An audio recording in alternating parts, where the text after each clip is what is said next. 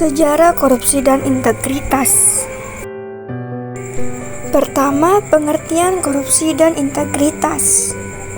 Dalam pengertian yang lebih jelas, korupsi secara harfiah didefinisikan sebagai sesuatu yang busuk, jahat, dan merusakkan. Secara spesifik, Kamus Besar Bahasa Indonesia edisi keempat menguraikan arti kata korupsi sebagai praktik penyelewengan atau penyalahgunaan uang negara, perusahaan, organisasi, yayasan, dan lain sebagainya untuk keuntungan pribadi atau orang lain. Kata integritas dalam sudut pandang etimologi dapat didefinisikan sebagai hal yang tidak terkontaminasi atau tercemar, tidak rusak, dan atau tidak tersentuh oleh kejahatan atau perilaku yang tidak etis. Integritas dalam kedudukannya sebagai sifat yang dapat melawan godaan korupsi terdiri atas beberapa aspek. Yang pertama, kejujuran. Integritas melibatkan kualitas kejujuran dan ketidakberpihakan seseorang dalam menghadapi korupsi yang datang menggodanya. Yang kedua, transparansi. Integritas juga memiliki hubungan dengan transparansi yang merujuk keterbukaan dalam hal tindakan dan pengambilan keputusan. Yang ketiga, tanggung jawab. Integritas melibatkan kesadaran dalam diri manusia akan tanggung jawab pribadi dan organisasional dalam melaksanakan tugas dengan baik.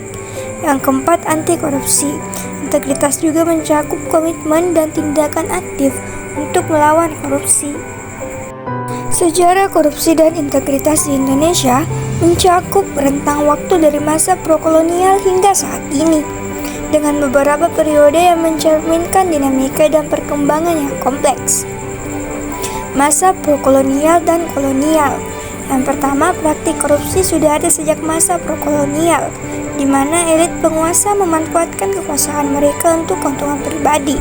Yang kedua, di bawah kekuasaan kolonial Belanda, korupsi berkembang dalam bentuk penyelewengan kekuasaan dan eksploitasi sumber daya alam. Masa kemerdekaan hingga Orde Baru. Yang pertama, setelah proklamasi kemerdekaan, Indonesia dihadapkan pada tantangan baru dalam melawan korupsi. Yang kedua, pada masa Orde Lama dan Orde Baru, korupsi meluas secara sistematis di berbagai sektor, dengan pemerintahan yang otoriter memungkinkan praktik korupsi berkembang. Era reformasi hingga masa kini. Yang pertama, gerakan reformasi tahun 1998 membawa harapan baru bagi Indonesia dalam memerangi korupsi. Yang kedua, pemerintah mengadopsi langkah-langkah untuk meningkatkan transparansi, akuntabilitas, dan membangun institusi anti korupsi yang lebih kuat, seperti didirikannya Komisi Pemberantasan Korupsi atau KPK. Dinamika sejarah korupsi dan integritas di Indonesia.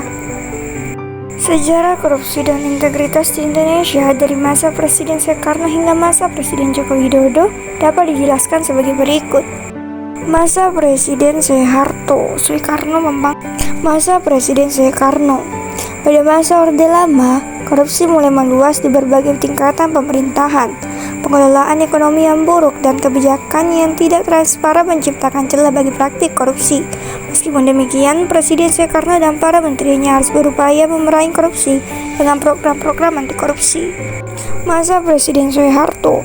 Pada masa Orde Baru di bawah kepemimpinan Presiden Soeharto, korupsi mencapai puncaknya. Praktik korupsi berkembang secara sistematis dari berbagai sektor, termasuk dalam pengadaan proyek infrastruktur, perizinan, dan pengelolaan sumber daya alam. Masa pasca Soeharto. Yang pertama, setelah gerakan reformasi tahun 1998 dan turunnya Soeharto dari kekuasaan, pemerintah mengadopsi langkah-langkah untuk meningkatkan transparansi dan membangun institusi anti korupsi yang lebih kuat. Kedua, didirikannya Komisi Pemberantasan Korupsi atau KPK pada tahun 2002 menjadi tonggak penting dalam upaya memerangi korupsi di Indonesia. Masa Presiden Joko Widodo.